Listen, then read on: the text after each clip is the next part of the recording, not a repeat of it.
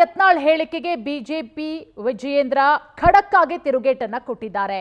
ಮುಂದೆ ಯಾರು ಅನಾಥರಾಗ್ತಾರೆಂಬ ಯತ್ನಾಳ್ ಹೇಳಿಕೆಗೆ ವಿಜಯೇಂದ್ರ ತಿರುಗೇಟನ್ನ ಕೊಟ್ಟಿರೋದು.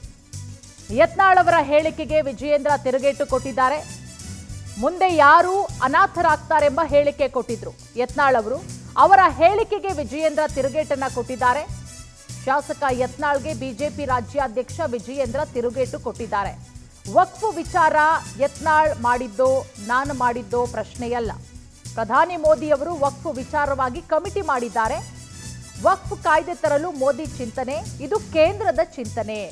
ಇವತ್ತು ನಾಳೆ ಎಲ್ಲ ಜಿಲ್ಲಾ ಕೇಂದ್ರಗಳಲ್ಲೂ ಕೂಡ ವಕ್ಫ್ ವಿಚಾರವಾಗಿ ಧರಣಿಯಾಗುತ್ತೆ. ಎಲ್ಲ ಜಿಲ್ಲಾ ಕೇಂದ್ರದಲ್ಲೂ ಕೂಡ 3 ತಂಡಗಳು ಧರಣಿ ಮಾಡುತ್ತೆ. ಶಾಸಕ ಯತ್ನಾಳ್ ಕ್ರೆಡಿಟ್ ತೆಗೆದುಕೊಳ್ಳಿ, ಅದು ಪ್ರಶ್ನೆಯಲ್ಲ ಅಂತ ಹೇಳಿದ್ದಾರೆ ವಿಜಯೇಂದ್ರ.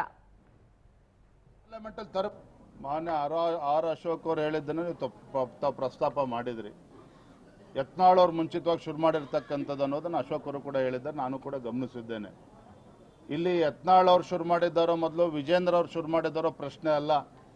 ಈ ದೇಶದ ಪ್ರಧಾನಮಂತ್ರಿ ನರೇಂದ್ರ ಮೋದಿಜಿಯವರು ವಕ್ಫ್ ಹೆಸರು ಹೇಳ್ಕೊಂಡು ಇವತ್ತು ರೈತರಿಗೆ ಅನ್ಯಾಯ ಆಗಬಾರ್ದು, ಮಠಮಾನ್ಯಗಳಿಗೆ ಅನ್ಯಾಯ ಆಗಬಾರ್ದು, ದೇವಸ್ಥಾನಗಳ ಜಮೀನನ್ನು ಕಿತ್ಕೊಳ್ತಕ್ಕಂಥ ಕೆಲಸ ಆಗಬಾರ್ದು ಅಂತ ಹೇಳಿ ಇವತ್ತು ನರೇಂದ್ರ ಮೋದಿಜಿಯವರು ಪ್ರಧಾನಮಂತ್ರಿಗಳು ಪಾರ್ಲಿಮೆಂಟಿನ ಒಂದು ಕಮಿಟಿಯನ್ನು ಫಾರ್ಮ್ ಮಾಡಿ ದೇಶಾದ್ಯಂತ ಒಪಿನಿಯನನ್ನು ತೆಗೆದುಕೊಂಡು ಅಭಿಪ್ರಾಯಗಳನ್ನು ಕ್ರೋಢೀಕರಿಸಿ ಅದನ್ನು ಆಧಾರವಾಗಿಟ್ಟುಕೊಂಡು ಇವತ್ತು ವಕ್ಫ್ ಅಮೆಂಡ್ಮೆಂಟನ್ನು ತರಬೇಕು, ಪಾರ್ಲಿಮೆಂಟಲ್ಲಿ ತರಬೇಕು ಅಂತೇಳಿ ಚಿಂತನೆ ಮಾಡಿದ ನಂತರದಲ್ಲಿ ಇವೆಲ್ಲ ಘಟನಾವಳಿಗಳು ನಡೀತಾ ಇರ್ತಕ್ಕಂಥದ್ದು. ಹಾಗಾಗಿ ಇಲ್ಲಿ ಯತ್ನಾಳ್ ಗೌಡರು ತಗೊಬಂದ್ರೋ ವಿಜೇಂದ್ರ ತಗೊಬಂದ್ರೋ ಪ್ರಶ್ನೆ ಅಲ್ಲ.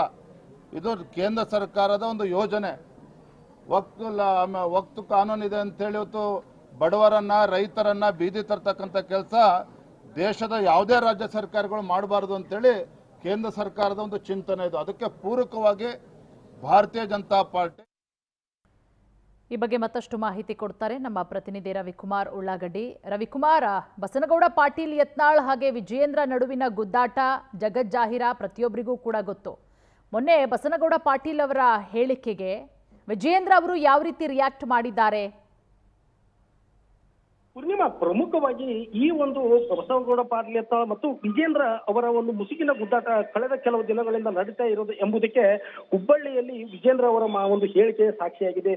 ಯತ್ನಾಳ್ ಅವರ ಒಂದು ವಿಚಾರ ಕುರಿತಂತೆ ಕೂಡ ಮಾಧ್ಯಮದವರು ವಿಜೇಂದ್ರ ಅವರನ್ನ ಪ್ರಶ್ನೆ ಮಾಡಿದಾಗ ವಕ್ಫ್ ವಿಚಾರದಲ್ಲಿ ಯಾವುದೇ ಕ್ರೆಡಿಟ್ ತಗೊಳ್ಳಿ, ಯಾವುದೇ ರೀತಿಯ ಅಂತ ಒಂದು ಲಾಭವನ್ನು ತೆಗೆದುಕೊಳ್ಳಲಿ, ಬಿಜೆಪಿ ರೈತರನ್ನ ಹಿತವನ್ನ ಕಾಪಾಡುವುದೇ ನಮ್ಮ ಮುಖ್ಯ ಉದ್ದೇಶ, ಯಾರಾದ್ರೂ ಹೋರಾಟ ಮಾಡಲಿ ಏನೋ ಹೋರಾಟ ಮಾಡಲಿ ಎಂಬ ಒಂದು ಪರೋಕ್ಷವಾಗಿ ಯತ್ನಾಳ್ ಅವರ ವಿರುದ್ಧ ಒಂದು ವಾಗ್ದಾಳಿಯನ್ನು ಮಾಡಿದಂತ ಒಂದು ಮಾತುಗಳು ಈ ಒಂದು ಮಾತಿನ ಮೂಲಕ ಕಂಡು ಬರ್ತಾ ಇದೆ. ಇದು ಪ್ರಮುಖವಾಗಿ ವಿಜೇಂದ್ರ ಅವರು ಈ ಒಂದು ವಕ್ಫ್ ವಿಚಾರದಲ್ಲಿ ರಾಜ್ಯಾದ್ಯಂತ ನಾವು ಈಗಾಗಲೇ ಚೆಲುವಾದಿ ನಾರಾಯಣ ಸ್ವಾಮಿ ಅವರ ನೇತೃತ್ವದಲ್ಲಿ 3 ತಂಡಗಳನ್ನ ರಚನೆ ಮಾಡಲಾಗಿದ್ದು, ಈ ಒಂದು 3 ತಂಡಗಳು ಸಹಿತ ರಾಜ್ಯಾದ್ಯಂತ ಈ ಒಂದು ವಕ್ಫ್ ವಿಚಾರದಲ್ಲಿ ಪ್ರವಾಸವನ್ನು ಮಾಡಿ ವರದಿಯನ್ನು ಸಿದ್ಧ ಮಾಡಲಿದೆ ಎಂಬುದು ಮಾತನ್ನು ಹೇಳಿದರೆ, ಇದರ ಜೊತೆಯಲ್ಲಿ ಕೂಡ ಬಿಪಿಎಲ್ ಕಾರ್ಡ್ ರದ್ದು ವಿಚಾರ ಕುರಿತಂತೆ ಕೂಡ ರಾಜ್ಯ ಸರ್ಕಾರದ ಮುಖ್ಯಮಂತ್ರಿ ಅವರು ವಿರುದ್ಧ ಈ ಒಂದು ವಿಜೇಂದ್ರ ಅವರು ಅಸಮಾಧಾನ ಮತ್ತು ಆಕ್ರೋಶವನ್ನು ವ್ಯಕ್ತಪಡಿಸಿದ್ದು ಈ ಒಂದು ಹುಬ್ಬಳ್ಳಿಯಲ್ಲಿ ಕಂಡು ಬಂದಿತ್ತು. ಪೂರ್ಣಿಮಾ, ಥ್ಯಾಂಕ್ ಯು ತಮ್ಮೆಲ್ಲ ಮಾಹಿತಿಗಾಗಿ.